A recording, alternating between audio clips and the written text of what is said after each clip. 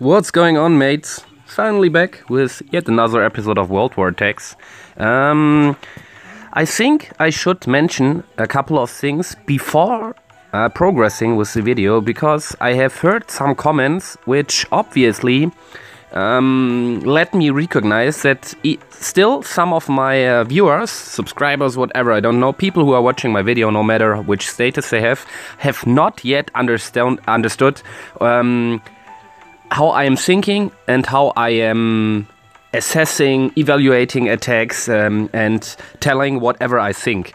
So I don't like to get personal or to take personal affairs right into evaluation. So if I'm talking about my friended players, or players which are playing with me, or players which are playing against me from another alliance, from Chinese, African, German, Italian, whatever alliance, I don't like, and I always 100% try to clear that personal affairs are not getting taken or taken into account when I try to evaluate their attacks. So I think in the last times I evaluated some attacks of other alliances which were conducted to my base during my time at Order 66 over here, and my evaluation was like, I don't think that they are attacking strongly or with skill. They are more about pay to win. And many people contacted me and told me, wow, you are only telling they are not that good attackers because they are against you. You are such an idiot. And I thought for myself, it's really bad.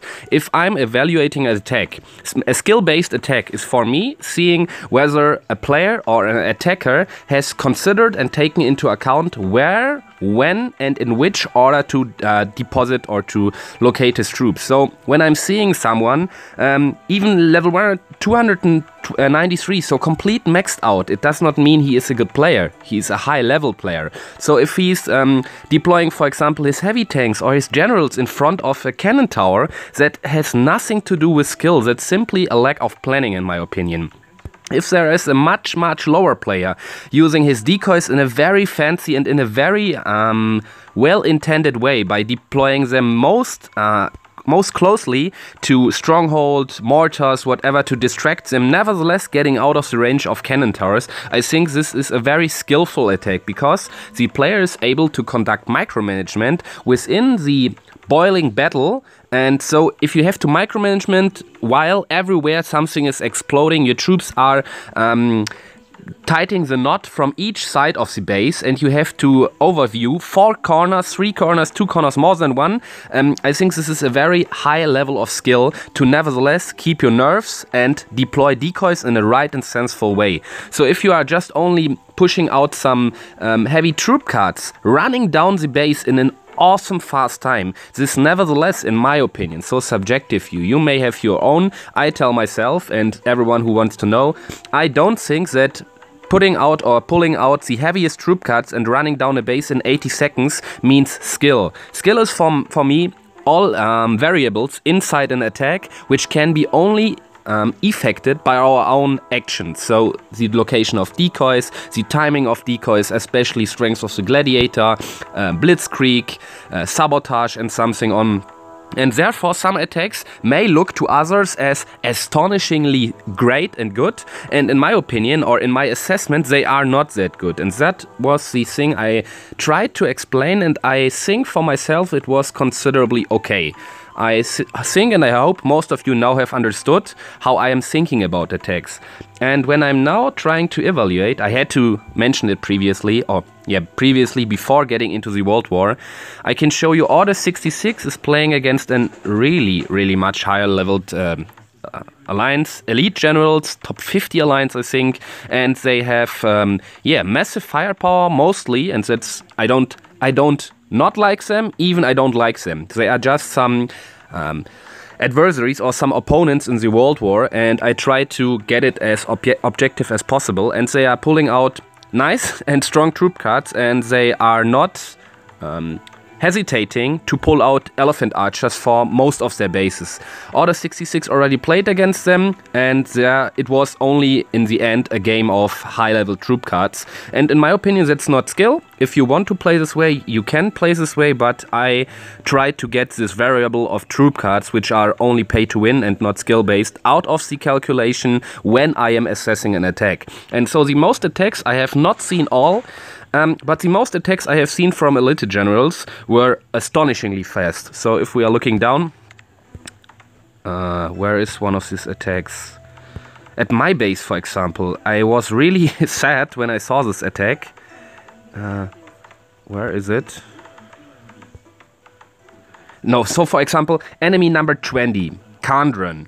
Atomic Age attacker took down Harry's base, which is our number 1, in 1 minute and 35 seconds. I'm not sure whether I'm allowed to show his base, because some players don't want their bases to getting spread on YouTube, especially when some more players are viewing my videos, and therefore, because I don't have the actual permission, I can't show it to you. But I can tell you, it's a very, very sufficient base. It's Cold War Age, and it is at least Atomic Age max, if not even some progress done in Cold War Age. And an Atomic Age Max player killed this base with Forbidden City and strong defenses within 1 minute and 35 seconds. And that's absolutely hilarious fast. I can't believe it on my own, but mostly in this case over here, elite generals, this attack only, not all, this attack which we are talking about due to the high level troop cards. For me, it's less about skill, but I have mentioned now 6 minutes and talked about, I don't want to bore you. My first attack is on the line, better to say I have already conducted, but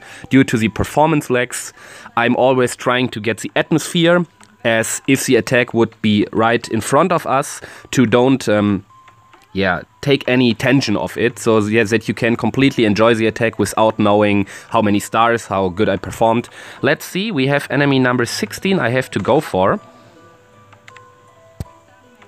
Here, here is enemy number 16, Koolio, level 207, Atomic Age. We have industrial roads. Most of the defenses are between, I don't know, global and industrial age, industrial mortar, industrial, global, global depot, industrial depot. Have we a force depot? I don't know.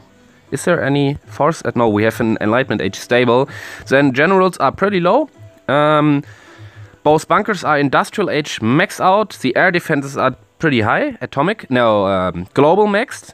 The level is pretty high. We have level 207. I don't know actually from where this arises, but at the other side, due to the high road connection, I anticipate a lot of research. So, for example, resistance research is nothing new for nobody. Everyone is currently anticipating it, but radar research is pretty much also done over here. We have some cornered layout with an opposed town center. It should look like opposed, but I anticipate some traps down here. We have the Versailles for slowing down, blah blah blah. The silo is the very center of the base. We have sniper towers in the center. Also a not bad build, Acropolis build. I cannot figure out why he put, or she, I think he, located the Acropolis inside the walls. Actually, he could have also closed the walls and get it outside to save walls, but it was his decision. The complete layout is opened due to the fact that there is no closed down box. We have entrances at the right sides. So, despite of the fact that nobody is rallying since the silo was released, rallying would not be an option over here. And I think because of the fact that we have many high hit point buildings at the right side and no very close buildings such as cannon towers or resistance factories, whatever, I will locate my mercenaries at the right side. My main troops, I think, slightly or very from the mid or from the center, attacking top down. Here we have the factories with spawning heavy tanks, so I think I will pull out some higher troop cards on this purpose. So let me think. I don't know what I will take with me. I think some ranged infantries, so British or Koreans, for example.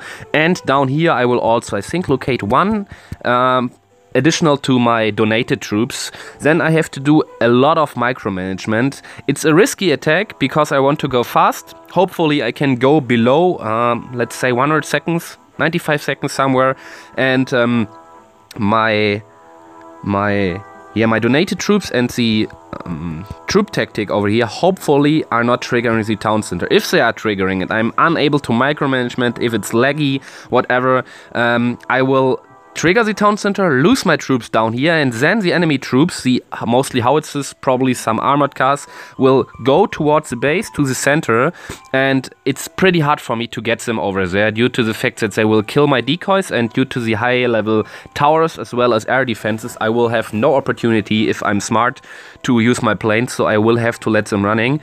This is definitely a risk attack. But what is very, very nice for me, bad for the builder of the base, we have a very, very tiny and nice open spot over here. We have all mortars pretty centered and bunched up, but exactly over here we have a point where I can deploy one single decoy, and this decoy will distract all of the 3 mortars without triggering the generals. So that's an awful opportunity if we are thinking from the perspective of the one who built this base. Exactly like the base we have seen in a previous video where I used my ninjas. That was also a very extreme base, but due to the fact that a base is extreme, it also has extreme weaknesses. If you are spotting and using these weaknesses, it's pretty much easier to beat these bases than some more common or some more averaged bases. Hopefully you understand what I mean. So Blitzkrieg, I don't know, it's not that important due to the fact that heavy tanks and tanks are not that considerably strong. I also have offense coalitions, so somewhere over here it's not that important, like I mentioned. Enough talked, let me get right into the attack. I have to head for the gym and don't have much time anymore.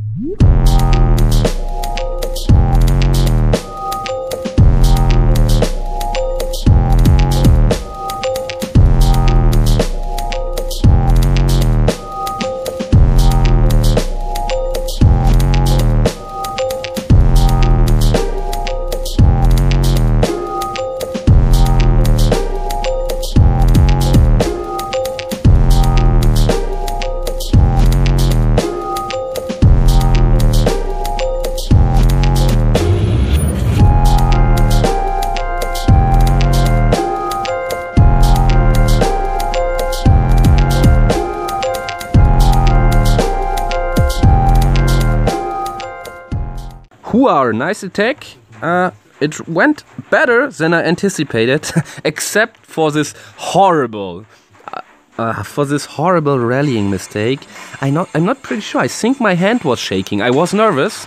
No clue about this. I was definitely nervous, and I shaked, I think, with my hand and rallied at the wall. I thought myself, no. I hope my troops wouldn't die. If I would have messed up this attack due to this horrible fail, I don't know. It has not gone this way, so I'm pretty satisfied with the attack. In total, we have, I think, 80 seconds, something about this.